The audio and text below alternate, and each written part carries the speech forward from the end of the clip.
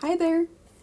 Okay, so today I decided to go through my portfolio that got me accepted into quite a few art unis, but this video will concentrate on the fact that I got into Glasgow School of Art because I feel like that is probably the one that's most difficult to get into out of all of the ones I applied to anyway.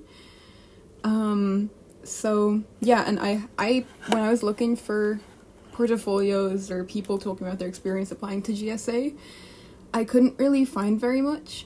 So I thought I might as well, since I got the acceptance, share my experience, and hopefully for other people it'll make it a little bit easier. And yes. Maybe I'll give some background information first. I am actually right now in my first year of university, a different uni, different course, not art. But I decided that I really, really missed art. And so a couple of months ago, I started applying to art universities, honestly, with not much, it was super improvised. I had no idea what I was doing. It was so last minute, and it was just a time of so much confusion. So I don't really know what I'm doing, but somehow I got into GSA. So, clearly I did something right that I hopefully might be able to use to help you. So that's a bit about me. That's a bit about my background. And yeah, I guess we'll just jump right into it. I just took a template from Canva. I altered it, obviously, to make it look more professional, but also, the vibes I was going for regarding the template was, artsy but calm, because that's kind of my vibe. So I would say when you're trying to choose a template or, a portfolio style to go for, just go for what feels most authentic for you. And I took inspiration from other portfolios that I found online, so I heavily recommend doing that. The way that I structured my portfolio is that I based all of my artworks, all of my artworks are kind of interrelated. It's not like one artwork is completely different compared to another one. They all are part of this kind of naturalistic theme, let's say. And I found a way to incorporate all of them together with this theme that is metamorphosis. And I know that for Irish universities, Irish art universities, and also UK art universities, at least for the most part, they really admire when artists work towards a theme and have kind of coherency and consistency in their work. So that's what I did, and it seems to have worked, so I would recommend it.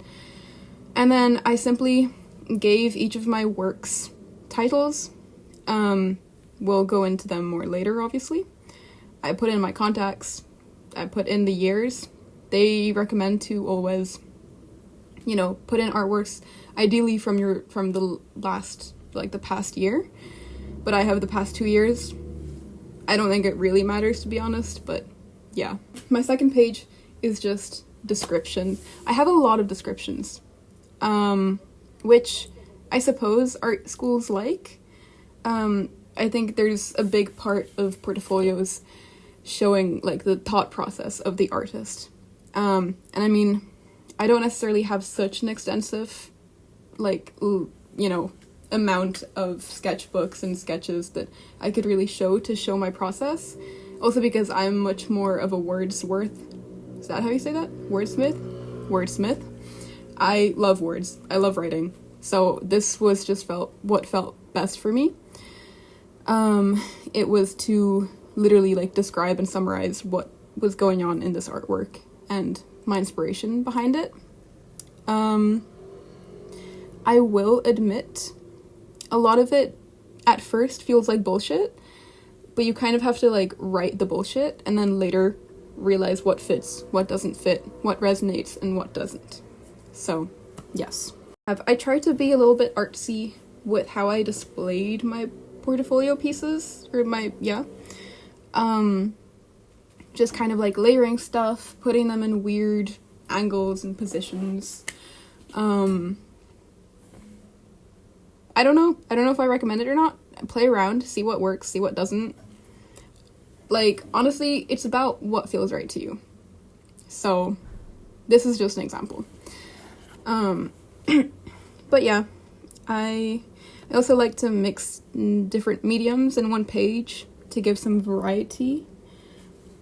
Here I have the one on the top right corner, I don't know, is just fine liner on paper. The little sculptures are made out of clay, and then the one on the bottom is ink wash. Now, I don't have, like, the little description boxes for each piece that is, like, made out of clay, year, whatever, and, like, title. Because I feel like for this particular situation in your portfolio, it's not that necessary, and it's so tedious. I also didn't have the measurements for most of my artworks, so I just didn't put them. Yeah. My third page, is more of like the preparatory process, but also the final project. Yeah. Again, I like balancing the two things, because art school's like that, I think. I also described, I described a bit more about what inspired me to make this, the artists who I kind of like admired and helped me come up with this idea. There's so many different ways to show your preparatory work. Everyone has a different style of going about it. Mine is very kind of like structured and neat looking, but it doesn't have to be. And I think it would look like really, really cool if yours isn't. So my second artwork is Braiding Sweetgrass. This was inspired by Robin Wall Kimmerer's book Braiding Sweetgrass, as the title suggests.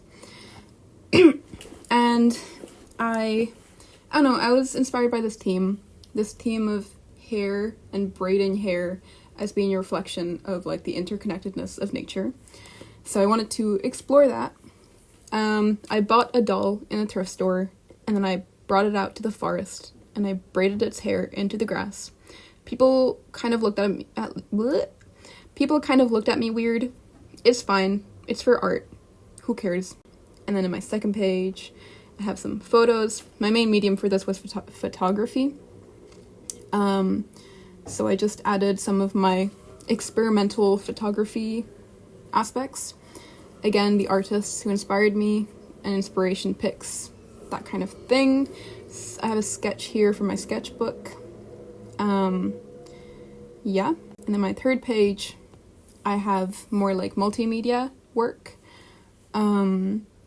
So graphite, I just have like random nature pieces. I don't know.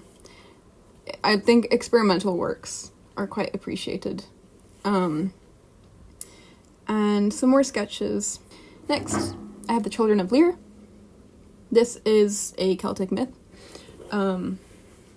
Being half Irish, I wanted to explore that heritage more, and I wanted to see what I could make of it. So here I have some pictures of my preparatory work. I have my mind maps and the artists who inspired me. And then I have the final piece and some more artists. Yeah, I didn't really want to clutter this page too much because, I mean, the final piece is meant to be the centerpiece, but I also didn't want it to be super boring.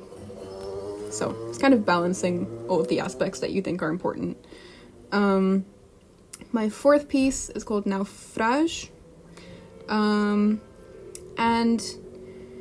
yeah, again, small explanation. I have my clay works here for my preparatory. And then I put images of the sea in the back just to, like, you know, already bring in the theme. And then I have my larger sculptures. I have more angles of my previous artworks. I think get as many photos of your works as possible. But also contradicting that information, when you're putting together your portfolio, really, like, Marie Kondo that shit. Because most art unis don't want to see too much of your artwork. They just want to see the essential parts of it. You'll occasionally find some art schools that want, like, everything. But that's more uncommon, I feel like. So, yeah. I would still say pick and choose wisely. And then my fifth one is called Embedded Embodied. And it's literally, it was just like experimental pieces. A lot of these pieces, like, were just kind of left over and I didn't really know what to do with them. So I just, like, bunched them into one theme. Yeah. I have one of my sketches here. Some more drawings, ink wash, clay, prep work, that kind of thing. And then my last page is, again, more of the same theme, another mind map, a more kind of like multimedia, what this would look like in a gallery type of photo, and some more sketches. So it's really not too elaborate of a portfolio, which I guess is maybe also a positive, is to not go too over the top and just keep it simple. Yeah. I, like, genuinely, I don't know how I did it. I don't exactly know what aspects they liked about my portfolio, or if there were things I should have improved. Maybe one day I'll get the chance to find out, but as of yet, I do not know. Or, like, know is that this is what I did. And some of it they must have liked. To kind of summarize everything, I would say be authentic in your portfolio. Try to really capture the themes of your artworks, and reflect that in how you design your portfolio. Try not to overdo it, though. Add text wherever you can to describe what it is you're doing and the process of your art making. Making portfolios is daunting and it's so tedious and it's so time consuming, but you gotta trust that it'll be worth it. Yeah, be creative with it. Obviously, you're going to art school, you know. Yeah. More than that, I really don't know what to say. Good luck. And if you are applying to GSA, or if you are in GSA, or if you know anyone who's in GSA, please hit me up. Please leave a comment. I don't know, make yourself heard in one way or another. Some more unis that I got into, I'll add it in my description as well. I got into Aki. It's a fine art school in Enschede. And I also got into a couple different ones in the UK. I got into the Canterbury University of Creative Arts, but I'm most likely gonna end up going to Glasgow because, you know, it's Glasgow School of Art. But yeah, hope this was helpful. Thank you so much for watching, if you're still here. I will hopefully continue making videos about art, about uni life, about life in general, more ukulele covers, that kind of thing. So if you want to stick around for that, I'd appreciate it. Yeah. Have a great day, and I'll see you guys next time.